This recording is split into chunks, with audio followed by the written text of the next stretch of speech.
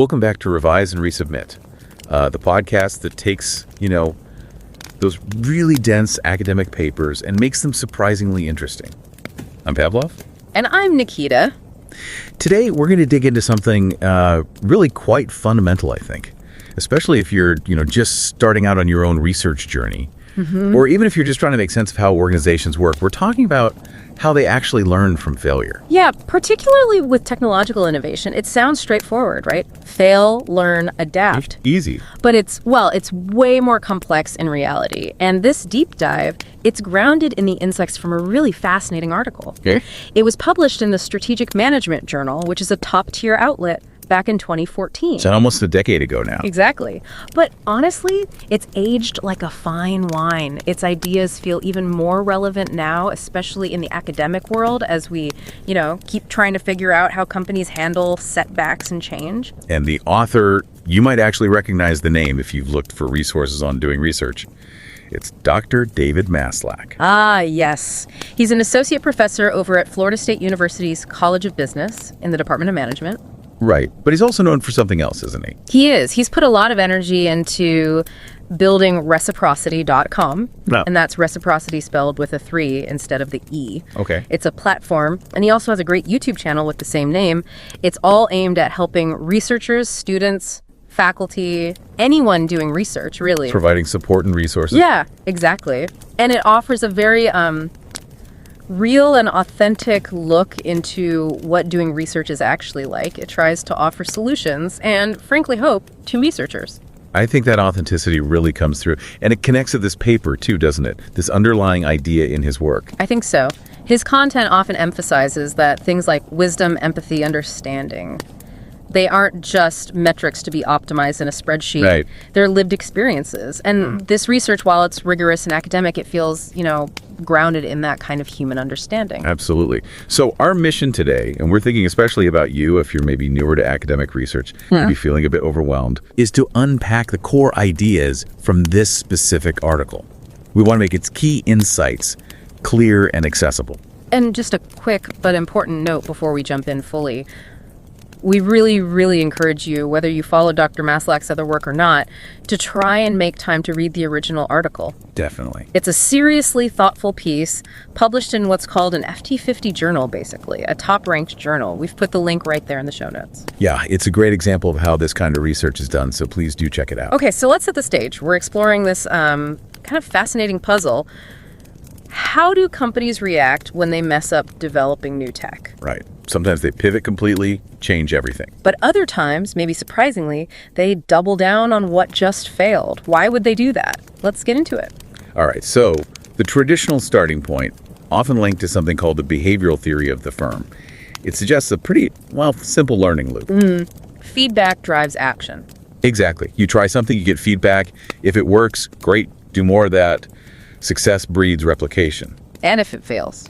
Well, failure is meant to be a big signal, like a flashing red light saying, whoa, stop, this path isn't working. Time to change. Time to explore something totally different. That's the basic idea. Failure signals a need for change, for exploration. But, and this is where Dr. Maslach's article comes in, it points out this puzzle. If failure always means change, why do we see firms sometimes persisting, sticking with something even after it's clearly failed? Can that ever be, rational? Or is it just stubbornness? And the article proposes an answer. Yeah. Yes. Persistence can be rational, but, and this is the crucial bit, it depends entirely on the characteristics of the feedback you get from that failure. Ah, okay. So it's not just that you failed, but how you failed, what the failure actually tells you. Precisely. It's about the nature of the information contained in that failure signal. Okay, so how do they explore this? Well, the study focuses on two really distinct types of technological innovation. First up, you've got novel innovations. Okay, novel. Sounds like what it is completely new. Exactly. Think brand new technologies, stuff that's fundamentally different from what the company currently makes or knows how to do. The article uses the term no technological predicates within the firm. Like no foundation for it already exists there. Right. Imagine a company that makes say, bicycles, suddenly deciding to develop cutting-edge AI software. Big leap. Lots of unknowns. Totally. Much more uncertain, less predictable outcomes. So that's novel. Okay. And the other type? The other type is incremental innovations. Incremental, so smaller steps, building on what's there. You got it. These innovations modify, improve, or extend technologies the company already uses and understands deeply. It's very similar to their past products. So if our bicycle company develops a slightly lighter frame using familiar materials and existing manufacturing techniques. That's incremental. They're refining their existing path, tweaking what they know. Got it. Novel is exploring new lands. Incremental is paving the existing road better. Perfect analogy. So the core question then becomes, how do firms react when failure strikes within one of these categories versus the other? And they needed a way to measure failure. How do they do that? Since they studied the medical device industry, they looked at something very concrete and serious: adverse events. Okay, what does that mean? Things like serious injury or even death associated with the use of a medical device. It's about as clear a signal of negative feedback as you can get. Wow, yeah. Very high stakes. Definitely. So let's first consider failure happening with novel innovations. Remember, these are rare. Firms don't launch completely new to them technologies very often. Which means they don't have much practice with them. Right. Limited experience developing them, and even less experience figuring out why they might fail. So the feedback from a novel failure, it's not just uncommon, it might be harder to make sense of. Exactly that. You don't have this deep well of past experience with this kind of tech to help you interpret what went wrong.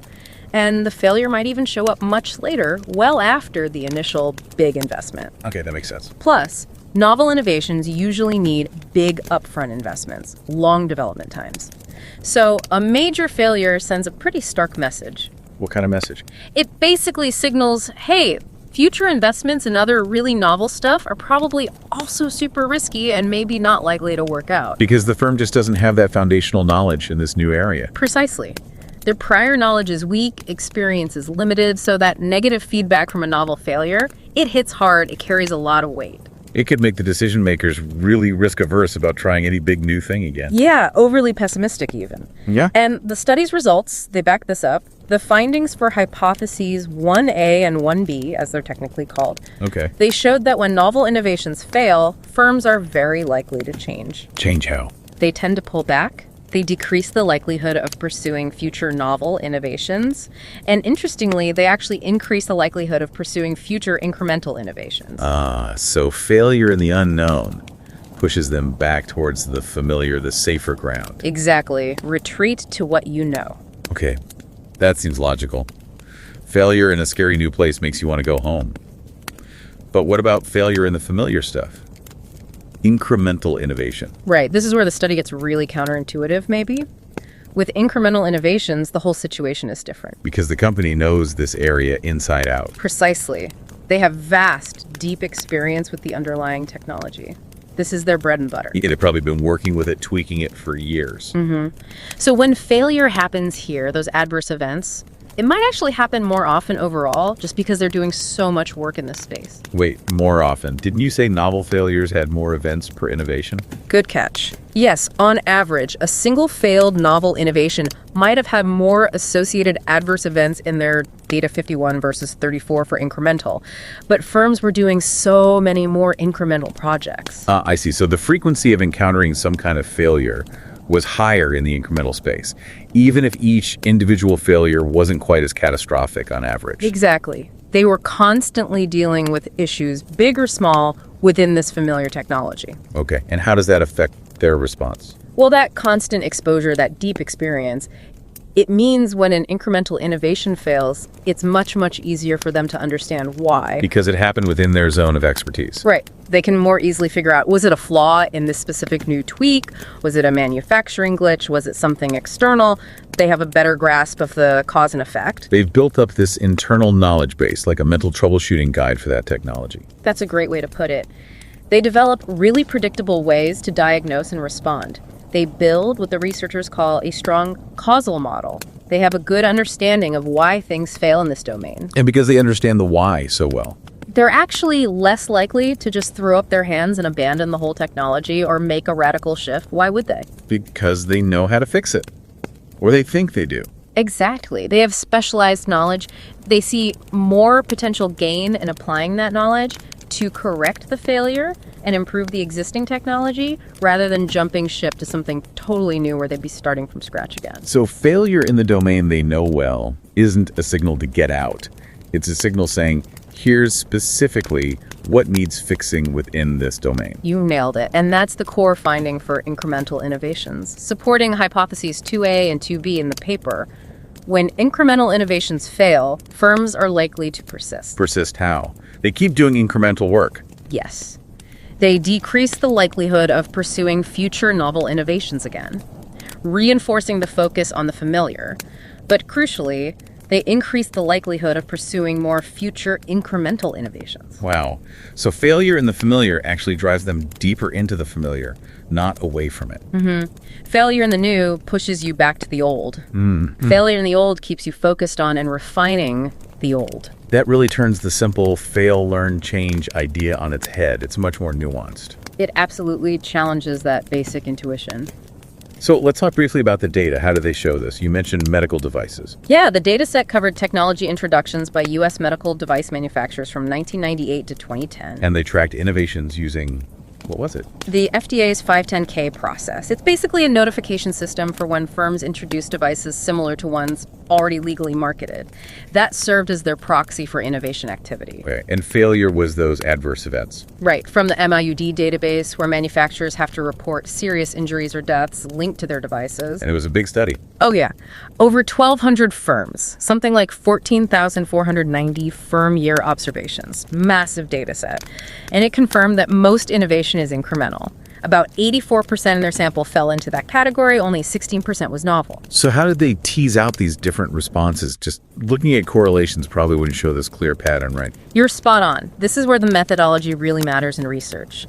Simple correlations might be messy or even point in the wrong direction. They used more sophisticated statistical techniques, specifically something called fixed effects logit regression. Okay, what does that let you do in simple terms? It essentially lets you control for all the stable, unique characteristics of each individual firm.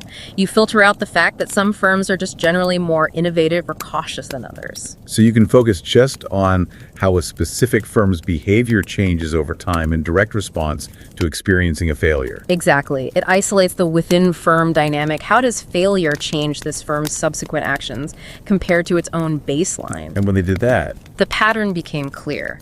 Strong support for all the hypotheses. Novel failure led to change, shifting away from novelty towards incrementality. Incremental failure led to persistence, shifting away from novelty, and increasing focus on further incrementality. that really underscores why careful methods are so crucial. The obvious answer isn't always the real story hidden in the data. Couldn't agree more. So let's try and tie this all together. Why can sticking with something that failed persistence actually be the rational thing to do? The big insight seems to be that it's not inherently irrational or just, being stubborn. It's potentially very logical inference based on the kind of information that failure gives you, filtered through how much you already know about that area. Right. Failure, especially incremental failure, where your understanding is high, isn't just a negative outcome. It's actually a source of incredibly valuable specific knowledge. It tells you what broke and why. Exactly. It helps managers pinpoint the problems and figure out how to improve the underlying technology they already understand well. So unlike some theories that might just say, cut your losses, abandon failed projects, This study suggests sticking with it can be really adaptive, provided it helps you accumulate knowledge and refine your capabilities within a domain you're strong in. You're not just failing, you're learning very specific lessons about something you know how to fix. it also sheds new light on this idea of the failure trap, right? Where firms might jump away from risky new ideas too quickly after one failure. Yeah, and then maybe they search for another risky new idea, potentially getting stuck in this cycle of starting things without ever deeply learning from setbacks. But this research suggests that trap might be less likely when firms have these strong learning mechanisms tied to their existing knowledge, especially driven by incremental failures. They don't just abandon ship. They use their expertise to navigate and repair within familiar waters. It really highlights that context is king. What failure means depends heavily on the domain. Failure during innovation, where learning and correction are central. That's different from, say, failure in a critical safety system for a nuclear plant where prevention is everything. Right. Firms that expect to learn from failures often build the internal systems and knowledge needed to correct things, rather than just trying to avoid any possibility of failure in that area altogether. It's about interpreting the failure signal correctly. Is this telling me I'm in the wrong place entirely, or is it telling me how to fix something specific in a place I understand? Exactly. So wrapping this up, particularly for you if you're navigating your own research or tackling complex problems, the key takeaway is that learning from failure isn't just a simple yes-no, change, persist decision. It's way more nuanced. The kind of failure novel versus incremental in this study's terms and your existing knowledge base are critical factors shaping the smartest response. Persistence after failure isn't automatically bad. If you have a deep understanding of why something went wrong, especially in an area you know well, like incremental innovation here, then sticking with it, applying that knowledge to fix and improve, that can be a perfectly rational, even optimal path to learning and building real capability. You're learning how to solve problems within your expertise, not just learning to run away from problems. Which leads us to a final thought, something for you to maybe reflect on in your own work or research. How do you, personally, distinguish between those two types of failure signals?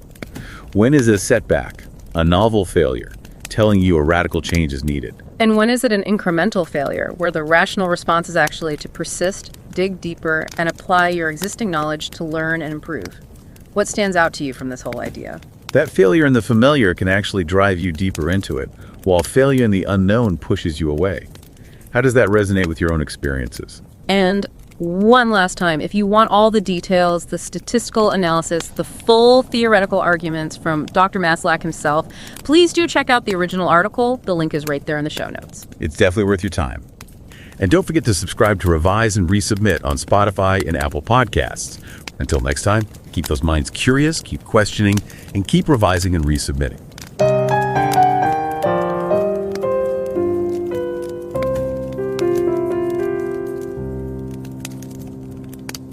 Revise and রিসাবমিটে স্বাগতম। আমি Pavlov. আর আমি নিকিতা। আমরা প্রায়ই শুনি যে ব্যর্থতা নাকি সাফল্যের স্তম্ভ, কিন্তু ব্যর্থতা থেকে শেখা মানে কি সবসময় রাস্তা বদলানো, নাকি কখনো কখনো যে পথে হোঁচট খেলাম সেই পথেই লেগে থাকাটা কাজের কথা? প্রায় এক দশক আগে 2014 সালে স্ট্র্যাটেজিক ম্যানেজমেন্ট জার্নালে একটা গবেষণা প্রকাশিত হয়েছিল, যেটা এই প্রশ্নটা নিয়ে নতুন করে ভাবায়। আর সময়ের সাথে সাথে এর প্রাসঙ্গিকতা যেন বেড়েই চলেছে, বিশেষ করে একাডেমিক মহলে। আর জার্নালটাও কিন্তু যেমন তেমন নয়, এটা একটা FT 50 লিস্টেড জার্নাল, বিজনেস রিসার্চের দুনিয়ায় একেবারে প্রথম সারির। বুঝতেই পারছেন এর গুরুত্ব। এর লেখক হলেন ডক্টর ডেভিড মাসলাচ। উনি ফ্লোরিডা স্টেট ইউনিভার্সিটির college of business and management বিভাগের একজন অধ্যাপক। কিন্তু শুধু তাই নয়, উনি একজন বেশ পরিচিত ইউটিউবার এবং উদ্যোক্তাও। উনি reciprocity.com নামে একটা প্ল্যাটফর্ম তৈরি করেছেন। এখানে নামের মধ্যে ইটাকে 3 দিয়ে লেখা হয়। এর লক্ষ্য হলো সারা পৃথিবীর গবেষকদের একেবারে বাস্তবসম্মত সাহায্য আর রিসোর্স দেওয়া। একই নামে ওনার একটা ইউটিউব চ্যানেলও আছে। ডক্টর মাসলাচের কাজের মধ্যে একটা গভীর দর্শন আছে। উনি মনে করিয়ে দেন যে জ্ঞান, সহানুভূতি, মানুষের বোঝাপড়া এগুলো তো অপটিমাইজ করার জিনিস নয়, এগুলো আসলে জীবনযাপনের মধ্যে দিয়ে আসে। যারা সবে একাডেমিক গবেষণার জগতে আসছেন, নিজেদের যাত্রা শুরু করছেন, তাদের জন্য আজকের আলোচনাটা কিন্তু বেশ কাজের হতে পারে। আমরা দেখব সংস্থাগুলো ব্যর্থতা থেকে আসলে কি শেখে বা কিভাবে শেখে। তো চলুন শুরু করা যাক। মূল বিষয়টা কি? সাধারণত আমরা কি জানি?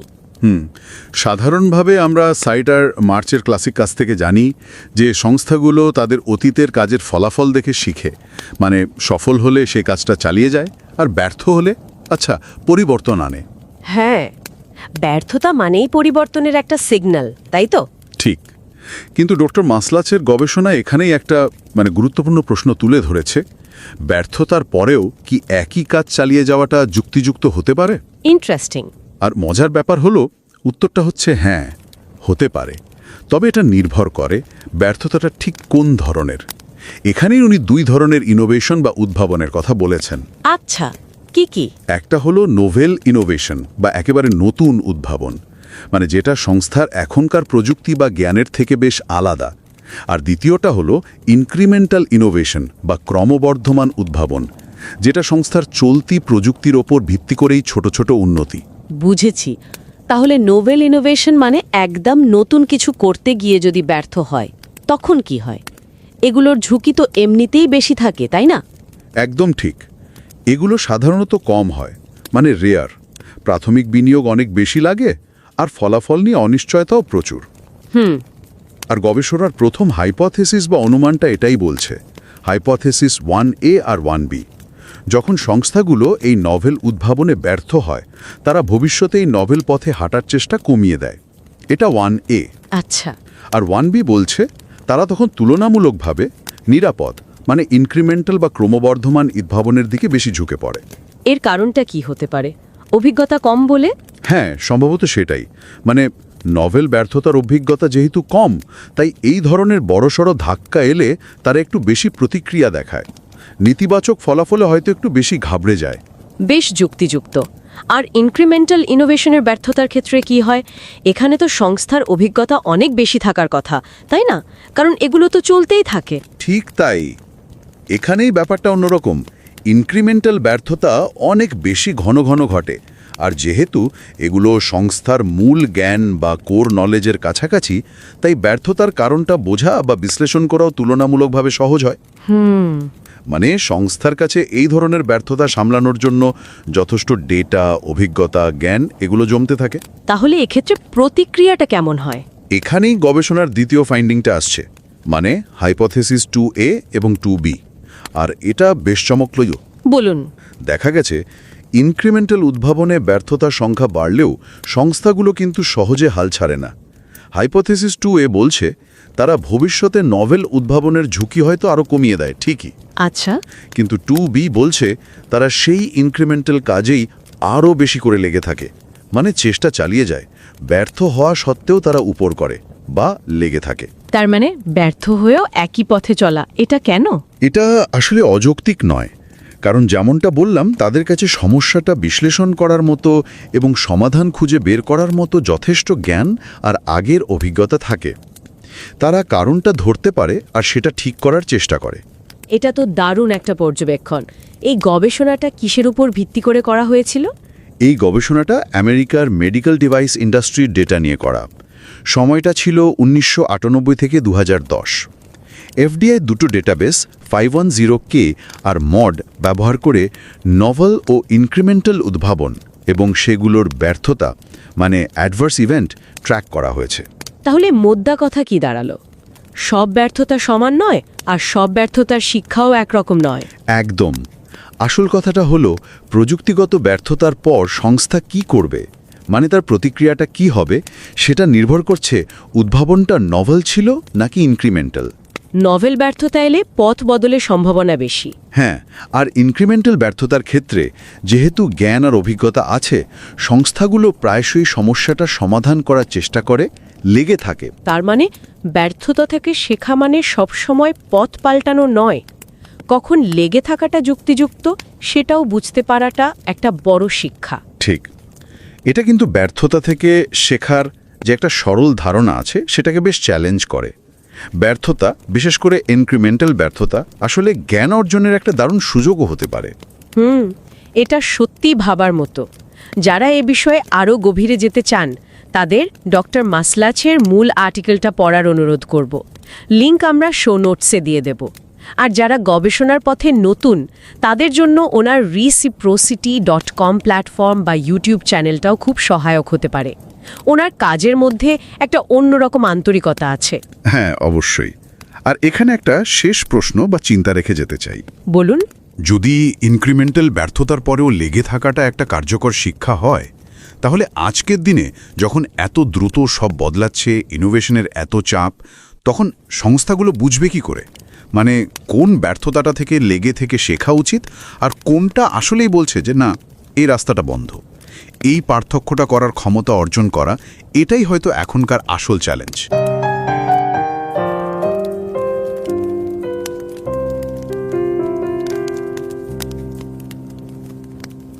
नमस्कार। रिवाइज एंड रीसबमिट में आपका स्वागत है। मैं हूं पावलोव और मैं हूं निकिता। नमस्कार।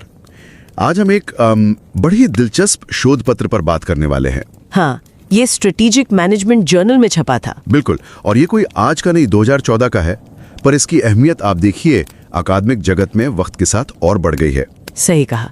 और ये जर्नल भी कोई ऐसा वैसा नहीं, FT 50 लिस्ट में है। हाँ, मतलब फाइनेंशियल टाइम्स की टॉप 50 बिजनेस पत्रिकाओं में से एक, काफी प्रतिष्ठित। बिल्कुल, और इसके लेखक हैं doctor David Maslach, Florida State University में एसोसिएट प्रोफेसर हैं।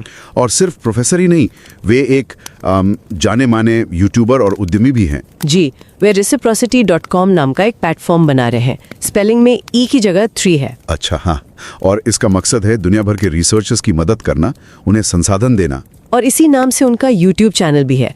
वो रिसर्च की असलियत दिखाते हैं बिना किसी लाग लपेट के। हाँ, मतलब वो जो मुश्किल राह है शोध की, उसमें एक उम्मीद जगाते हैं। उनकी सोच भी यही है कि ज्ञान और सहानुभूति सिर्फ किताबी बातें नहीं, जीने का तरीका है।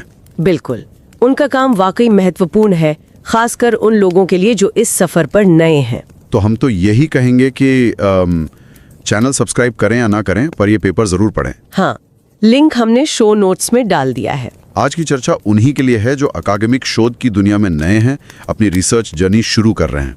हम कोशिश करेंगे कि इसके जो मुख्य निष्कर्ष हैं उन्हें आसान भाषा में समझें। चलिए शुरू करते हैं।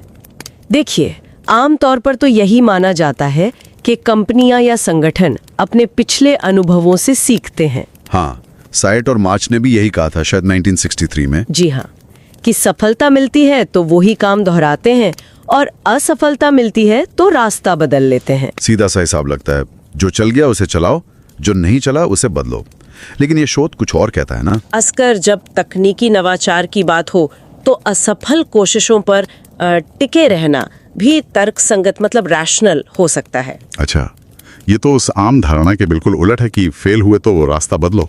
हाँ, ये दिखाता है कि किस तरह की असफलता है, इस पर निर्भर करता है कि टिके रहना है या बदलना है। तो ये विषय और गहरा हो जाता है। इसमें 2 तरह के नवाचारों की बात है। सही कहा। जी हाँ, पहला है नवीन नवाचार यानी नॉवल इनोवेशन, मतलब बिल्कुल नई चीज। हाँ, ऐसी तकनीकें जिनका कंपनी की मौजूदा तकनीक से कोई लेना देना नहीं, अनुभव लगभग शून्य होता है। ठीक है, और दूसरा है वृद्धिशील नवाचार यानी इंक्रीमेंटल इनोवेशन।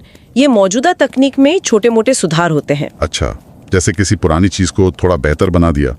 इसमें अनुभव होता होगा कंपनी को। बिल्कुल, इसमें काफी अनुभव और समझ होती है। और इस फर्क को समझने के लिए शोधकर्ताओं ने मेडिकल डिवाइस इंडस्ट्री का डेटा इस्तेमाल किया। हाँ, उन्होंने FDA के 510 प्रक्रिया और मॉड डेटाबेस का डेटा देखा, मतलब नए उपकरण कैसे बाजार में आते हैं और उनमें क्या समस्याएं रिपोर्ट होती हैं। ठीक है, तो इससे उन्होंने ये देखा कि कंपनियां इन 2 तरह के नवाचारों की विफलताओं पर कैसे प्रतिक्रिया देती हैं। जी, और नतीजे काफी दिलचस्प निकले। तो क्या पता चला, बताइए जरा। तो पहला निष्कर्ष ये था कि जब नवीन नवाचार विफल होते हैं, मतलब उनसे जुड़ी दिक्कतें बढ़ती हैं, तो कंपनियां भविष्य में और नवीन नवाचार करने से थोड़ा हिचकती हैं, कम कर देती हैं। Hypothesis 1A। अच्छा, डर जाती हैं कि फिर फेल ना हो जाए और फिर वो शायद सुरक्षित रास्ता, मतलब वृद्धिशील नवाचार की तरफ ज्यादा जाती होंगी। Hypothesis 1B। बिल्कुल सही, क्योंकि नवीन में अनिश्चितता बहुत है, अनुभव है नहीं,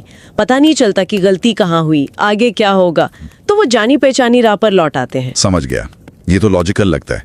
अब आते हैं वृद्धिशील नवाचार की विफलता पर। यहाँ क्या होता है? हाँ, और यही चीजें थोड़ी चौंकाने वाली है। जब वृद्धिशील नवाचार विफल होते हैं तो कंपनियां भविष्य में नवीन नवाचार तो कम करती ही हैं, हाइपोथेसिस 2A। हाँ, वो तो समझ आता है। लेकिन, और यही मुख्य बात है, वो और ज्यादा वृद्धिशील नवाचार करने की संभावना बढ़ा देती है, हाइपोथेसिस 2B। एक मिनट, मतलब फेल होने के बावजूद उसी तरह का काम और ज्यादा करना, ये क्या बात हुई? ये तो विरोधाभासी नहीं लगता? कहीं ये बस जिद तो नहीं? हाँ, सवाल तो एकदम वाजिब है, लेकिन शोध का तर्क है कि ये तर्क संगत है। देखिए, वृद्धिशील नवाचार में कंपनी के पास गहरा अनुभव है। हाँ, वो तो है। तो जब विफलता होती है, उन्हें बेहतर समझ आता है कि कारण क्या हो सकते हैं, कहाँ सुधार करना है। मतलब असफलता यहाँ एक पहेली नहीं, बल्कि सीखने का एक स्पष्ट मौका बन जाता है। अच्छा, तो वो अपने मौजूदा ज्ञान पर ही और काम करके उसे बेहतर बनाते हैं। एकदम, वो अपने मौजूदा ज्ञान में निवेश करते हैं, ठोकर खाकर सीखते हैं और सुधार करते हैं। तो मतलब जानी पहचानी राह की ठोकर अनजान रास्ते पर चलने से ज्यादा सिखा सकती है, और ये उस विफलता जाल यानी फेलियर ट्रैप वाली सोच को भी चुनौती देता है। बिल्कुल, वो धारणा कि असफलता सिर्फ और असफलता लाती है, यहाँ गलत साबित होती है। कुछ खास तरह की विफलता असल में सीखने और आगे बढ़ने का जरिया बन सकते हैं। तो ये शोध यही दिखाता है कि विफलता से सीखना कोई सीधी सरल प्रक्रिया नहीं है। ये निर्भर करता है कि विफलता किस तरह की है और उससे क्या प्रतिक्रिया मिल रही है। एकदम सही कहा। तो संक्षेप में कहें तो नवीन नवाचार की विफलता डराती है, पीछे हटने पर मजबूर करती है क्योंकि अनिश्चितता ज्यादा है। हाँ। लेकिन वृद्धिशील नवाचार की विफलता, क्योंकि उसमें समझ ज्यादा होती है, कंपनियों को उसी रास्ते पर टिके रहने और सुधार करने के लिए प्रेरित कर सकती है।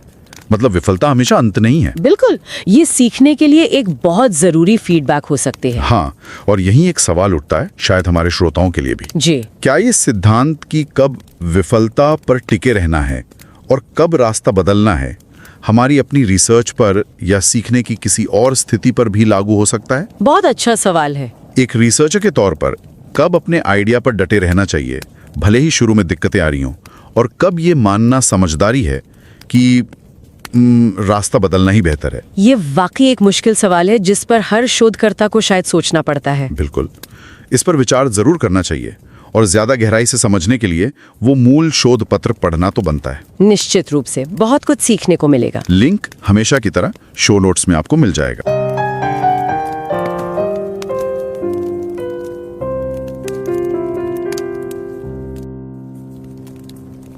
Witajcie w Revise and Resubmit. Tu Pawłow. I Nikita. Cieszymy się, że jesteście z nami. Słuchajcie, dzisiaj mamy coś, co wydaje mi się niesamowicie ciekawe. Artykuł, który ma już prawie dekadę, bo z 2014 roku. Tak, opublikowany w Strategic Management Journal, więc sama czołówka. Ale co ciekawe, on się chyba starzeje jak dobre wino. Dokładnie. Staje się coraz bardziej aktualny. Autorem jest dr David Maslach. Profesor z Florida State University, ale to nie jest taki typowy akademik, prawda? Bo on też jest youtuberem. No właśnie. I przedsiębiorcą. Stworzył platformę Reciprocity.com, pamiętajcie, z trójką zamiast E. Platforma, która ma pomagać badaczom. I kanał na YouTubie o tej samej nazwie. Pokazuje tam taką, prawdziwą twarz pracy naukowej. Bez lukru. Tak, daje nadzieję, ale też konkretne rozwiązania. Podkreśla coś ważnego, że mądrość, empatia, zrozumienie to nie są rzeczy, które się optymalizuje. Tego się doświadcza. Absolutnie. I niezależnie, czy ktoś zasubskrybuje jego kanał, czy nie, to naprawdę warto przeczytać ten oryginalny artykuł z listy FT50, więc klasa sama w sobie. Link oczywiście w opisie.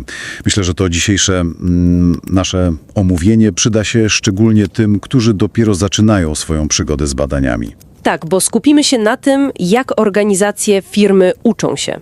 Albo właśnie nie uczą. Na porażkach.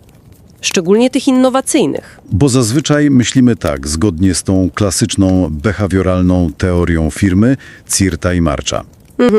Z lat 60., tak? Że sukces powtarzamy, a porażka to sygnał. Stop, zmień kierunek, szukaj czegoś innego, może nawet bardziej ryzykownego. No właśnie. Ale czy to zawsze jest takie proste? Czy trwanie przy czymś, co powiedzmy zawiodło, jest od razu nieracjonalne? I tu wchodzi badanie doktora Maslacha. On się przyjrzał, jak firmy reagują na porażki, ale rozróżnił dwa typy innowacji. Jakie? Pierwszy typ to innowacje przełomowe, czyli coś zupełnie nowego dla firmy, bez żadnych poprzedników. Totalna nowość. Okej, a drugi? A drugi to innowacje przyrostowe, czyli po prostu ulepszenia, modyfikacje tego, co firma już ma, co zna. Dobra. A gdzie on to badał? Jaki kontekst? Branża urządzeń medycznych w Stanach Zjednoczonych. Dane obejmowały lata 1998-2010. I żeby zmierzyć sukces i porażkę, sięgnął po dane FDA. Agencji Żywności i Leków. Co konkretnie? Dane o wprowadzeniu nowych produktów, tych podobnych do już istniejących, to jest ta procedura 510K. A jako wskaźnik porażki użył danych z bazy MAUD. MAUD. Co to takiego? To baza, która rejestruje tak zwane zdarzenia niepożądane. Czyli, wiesz, jakiś incydent związany z produktem medycznym, który prowadził do poważnego urazu albo nawet śmierci pacjenta. Rozumiem. Czyli takie zdarzenie to dla badacza sygnał. Ta innowacja poniosła porażkę. Mocne. Tak, to konkretny i, niestety, tragiczny wskaźnik. Okej, to przejdźmy do sedna. Co się okazało? Jak reagują firmy, kiedy zawodzi ta innowacja przełomowa, ta zupełnie nowa? Tu, powiedzmy, wyniki są dość intuicyjne. Porażka skłania do zmiany. Firmy stają się bardziej ostrożne. Czyli co? Mniej chętnie podejmą się kolejnej rewolucji? Dokładnie. Rośnie prawdopodobieństwo, że w przyszłości skupią się na tych bezpieczniejszych przyrostowych ulepszeniach. A maleje szansa, że znowu spróbują czegoś przełomowego. Hipotezy 1A i 1B potwierdzone. A dlaczego? Tak? Ma to sens. Porażki takich zupełnie nowatorskich projektów są statystycznie rzadsze. Więc jak już się zdarzą, to informacja zwrotna jest mniej wiarygodna. Trudniej wyciągnąć wnioski. Firma ma też mniej doświadczenia w tym nowym obszarze, tak? Właśnie. Więc reakcja jest silniejsza. Bardziej pesymistyczna. Trochę jak wejście na nieznany grunt. Jak się potkniesz, to potem dmuchasz na zimne. Okej, to jest jasne. Ale mówiłaś, że przy drugim typie innowacji jest inaczej. Przy tych przyrostowych ulepszaniach? Tak, i tu robi się naprawdę ciekawie, bo co byś powiedział? Porażka przy ulepszaniu czegoś znanego, co firma zrobi. Zmieni kurs? No właśnie. Intuicja by podpowiadała, że tak. Każda porażka to sygnał do zmiany, ale wyniki mówią co innego. Zgadza się? Zgadza się. Porażka innowacji przyrostowej, czyli tego ulepszenia, skłania firmy do wytrwałości. Do uporu, można powiedzieć. Wytrwałości, czyli dalej robią to samo, mimo że właśnie im nie wyszło? W pewnym sensie tak. Rośnie prawdopodobieństwo, że firma będzie kontynuować pracę nad podobnymi, przyrostowymi ulepszeniami. Jednocześnie maleje szansa, że rzucą się na głęboką wodę, czyli te innowacje przełomowe. Hipotezy 2A i 2B też potwierdzone. Ale dlaczego? Dlaczego trwać przy czymś, co zawiodło? Gdzie tu logika? Logika tkwi w tej informacji zwrotnej. Porażki przy ulepszaniu zdarzają się częściej. Firma lepiej rozumie, co poszło nie tak, bo to dotyczy technologii, którą zna na wylot. Mają więcej doświadczenia w diagnozowaniu takich problemów? I w naprawianiu ich. Dokładnie. To jest jak jazda po znanej trasie. Jak trafisz na dziurę, to wiesz, co robić. Albo ją ominiesz następnym razem, albo wiesz, jak naprawić auto. Masz zgromadzoną wiedzę. Czyli ta wiedza, może też trochę niechęć do ryzyka sprawiają, że bardziej racjonalne wydaje się, drążenie tematu, próba udoskonalenia, nawet jeśli są problemy. Tak, wtedy porażka staje się cenną lekcją, dostarcza danych, jak coś ulepszyć. Nie jest tylko sygnałem stop, ale bardziej spróbuj inaczej, popraw to. Czyli kluczowy wniosek jest taki, że reakcja na porażkę zależy od rodzaju innowacji. Od rodzaju innowacji i od charakteru informacji zwrotnej, jak często się pojawia, czy jest wiarygodna, ile firma ma doświadczenia.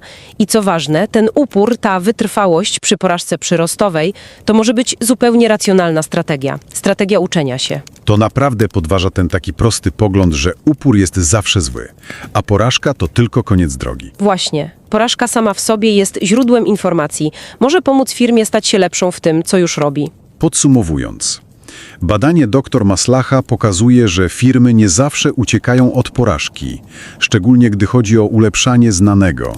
Tak, wtedy porażka może być paliwem do dalszej pracy, bo dostarcza wskazówek, które firma rozumie i potrafi wykorzystać. I to prowadzi do takiej myśli na koniec, zwłaszcza dla osób, które same prowadzą badania.